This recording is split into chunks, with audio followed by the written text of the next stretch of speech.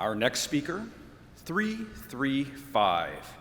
The title, Nobody Puts Baby in the Closet. 335. Closets.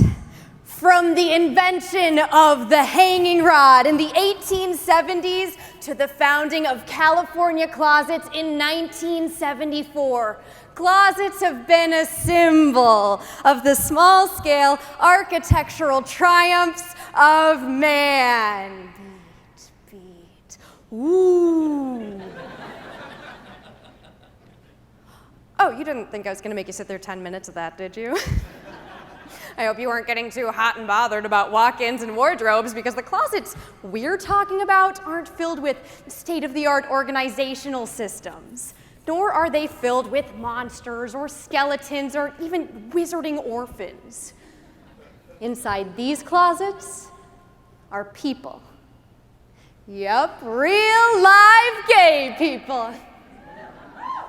Knock, knock, who's there? It's me, Lily.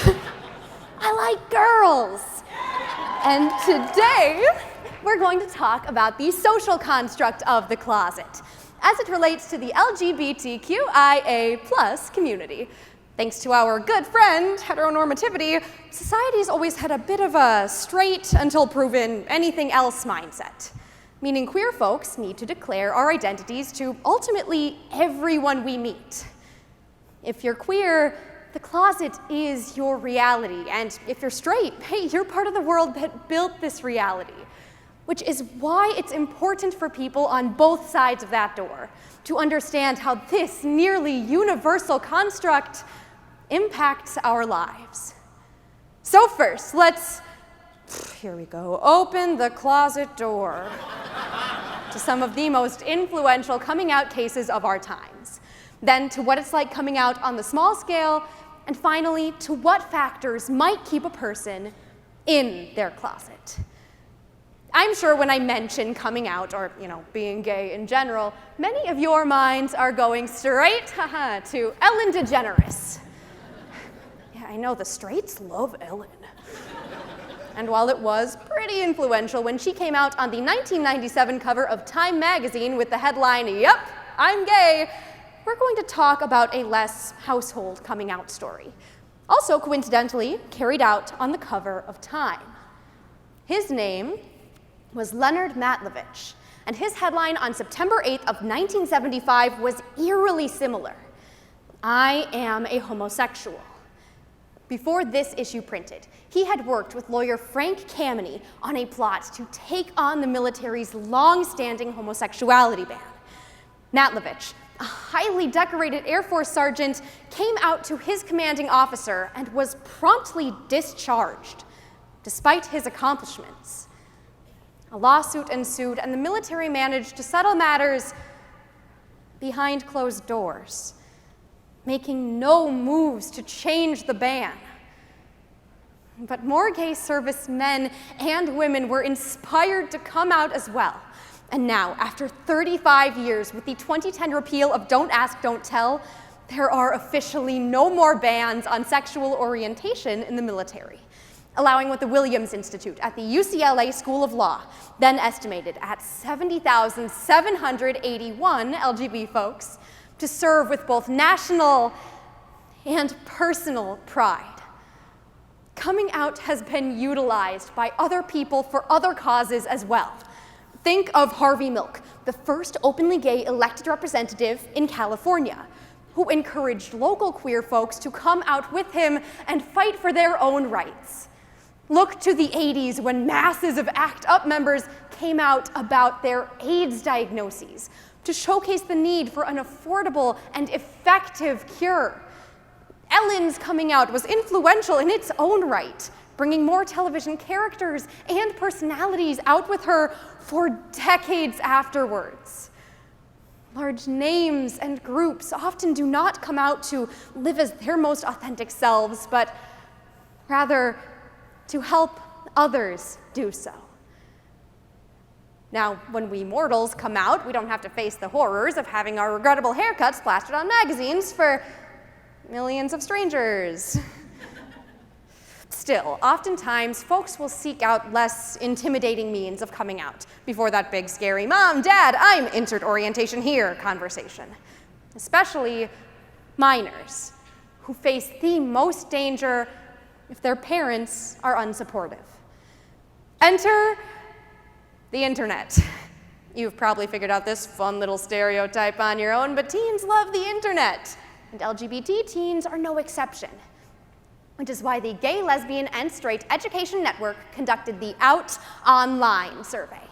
They found that 1 in 10 LGBT youth had first come out to somebody else online. 1 in 4 claimed that they were more out online than in real life, finding that online spaces offer them expanded opportunities for exploring and being open about their gender identity or sexual orientation. Furthermore, 1 in 2 who were not out offline had used the internet to seek out LGBT communities online, finding the support that they needed. Regardless of how a person comes out, it tends to have one major benefit, as hiding a major aspect of your identity is, big shocker here, not good for you. In 2013, the University of Montreal conducted a study by gathering a group of LGBT individuals, both in and out of the closet, as well as heterosexuals, and tracking their morning cortisol levels. Cortisol is a hormone dealing with stress, and too much of it is detrimental to your health. They found that LGBT individuals who were out had lower morning cortisol levels than their straight and closeted counterparts, meaning less anxiety, less depression, and less burnout. The researchers concluded that coming out is no longer a matter of popular debate, but a matter of public health. It's important to note, however, that this study was conducted in Canada, a country which has been traditionally accepting of the LGBT community. In other parts of the world, coming out might do a person more harm than good, which is why it's important for us to identify the monsters outside of our closets. Our first monster is apparently the entire world. As of May 2017, the International Lesbian, Gay, Bisexual, Trans, and Intersex Association found that 72 countries worldwide still criminalize being LGBT in some way or another, as shown by this map. Now, that's a lot of red gradients and tiny symbols, so let's narrow it down a bit. In 22 countries, morality codes prohibit any sort of LGBT expression, the very essence of being out of the closet. In 17, it's punishable by imprisonment, and in 8, by death. So, globally, coming out isn't so much about self-confidence as it is about self-preservation. Now, you're saying, but look how white America is! Ooh.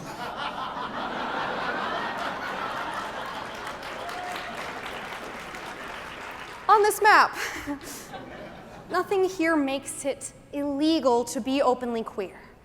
However, the Movement Advancement Project reports that as of June 4th of this year, an overwhelming majority of states, those colored in tan, do not have LGBT legal protections in public accommodations, with similar numbers in employment, housing, and credit. Now, I could talk legal jargon here, or we could just put this into practical use. Say, after this tournament, I go and buy myself a victory milkshake right here in Fort Lauderdale, or a consolation milkshake. I won't get ahead of myself. I go up to the door, do a little knock knock, who's there? I like girls.